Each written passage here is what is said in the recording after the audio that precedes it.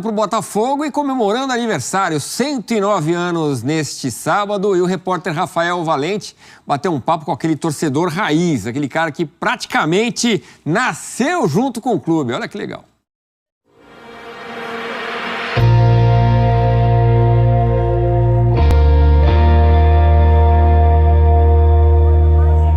Os passos lentos e a caminhada tranquila são reflexo da idade, mas escondem um coração que pulsa diferente quando o assunto é futebol. Seu Luiz Seno é talvez o torcedor mais velho do Palmeiras. Eu nasci em 1918, há 105 anos. Isso significa que ele é apenas 4 anos mais jovem do que o Clube de Coração, que nesse 26 de agosto completa 109 anos. Estava jogando bola num campinho lá. E aí lá então estava falando do Palmeiras, Palestra Itália. Aí eu fiquei palmeirense. Aí eu comecei a torcer para o Palmeiras. Foi nessa época, 1940. Vai sorriser! Luiz se inspirou no pai, um italiano que chegou no Brasil em 1901 e passou a paixão do Palmeiras para os irmãos, todos mais novos e igualmente fanáticos. Que na época, a gente, quando garoto, né, como ele falava muito em Palmeiras, meu pai também, a gente assimilou e se associou ao Palmeiras. Ele assiste todos os jogos do Palmeiras. Ele assiste todos hoje ainda, né? Eu tenho também 4 filhos, né? São todos palmeirenses, torcem no Palmeiras. Nós já nascemos assim com Palmeiras mesmo, viu? Né? Meu pai tinha um radinho lá, ele ligava, não tinha nem televisão ainda, né? Aí ele ligava e quando marcava gol, eu ficava falando também, gol! E aí já veio do começo mesmo, viu? Palmeirense, a família, quase toda palmeirense. Quase toda. Afinal, teve quem se rebelou. Eu tenho um filho que eu achava que ele era palmeirense. Aí, quando ele fez 7 anos, eu fui lá na Lapa, comprei o uniforme inteirinho do Palmeiras para ele. Aí ele falou assim para mim, mãe, eu gosto do Palmeiras, mas eu sou corintiano. Eu falei, não, Fábio, você não é corintiano, não. Ele falou, mãe, eu sou corintiano, posso tirar, mãe? Eu falei, tira que eu vou trocar.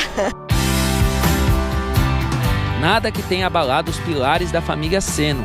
Boa parte da nova geração seguiu à risca os mandamentos palmeirenses. Todo fim de semana a gente sempre se reunia nos domingos para ver os jogos, né? Então aquela coisa de família, né? De torcer, isso vai passando de geração, né? E vai pegando esse amor, vai passando de filho para pai, de pai para filho, e aí vai seguindo, né? Eu acho que na verdade, Rafa, isso veio desde o meu bisavô, tá? O Antônio. Ali era a sementinha italiana que já veio com ele. O tio Luizinho ajuda bastante, né? Porque é o mais velho da família, continuou trazendo pra gente todo esse encanto nosso com o futebol e com o Palmeiras. Mas eu acho que de verdade tá no sangue, não tem jeito.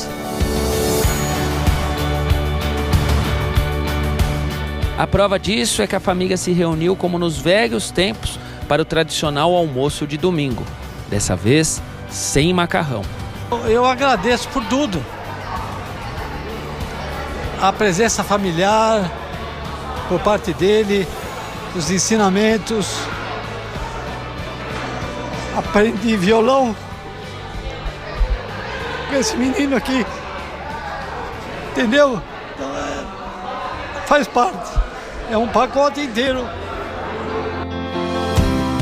Teve tempo ainda para o retrato de família.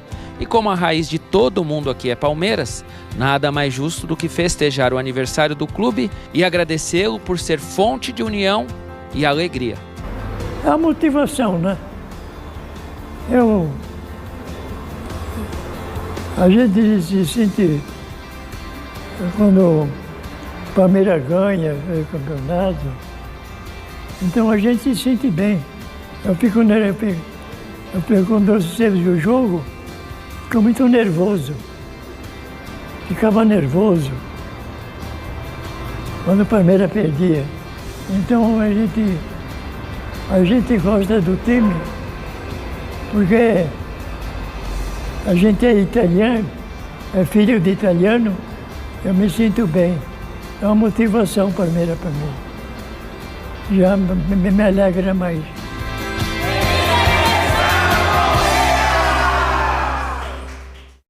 Parabéns, seu Luiz! Que força, que família bacana e alegre também, muito bom. Curtam muito o aniversário do Palmeiras neste sabadão. Palmeiras tá dando motivos para comemorar, né?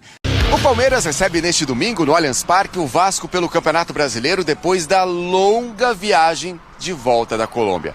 Na previsão, os jogadores deveriam ter deixado a Colômbia na quinta-feira, depois da goleada 4-0 contra o Deportivo Pereira no jogo de ida das quartas de final da Conmebol Libertadores. Mas o avião da presidente Leila Pereira apresentou problemas técnicos. Então os jogadores seguiram de ônibus para Cali, viagem que durou cerca de 3 horas, e nesta sexta-feira pegaram outro voo fretado para São Paulo.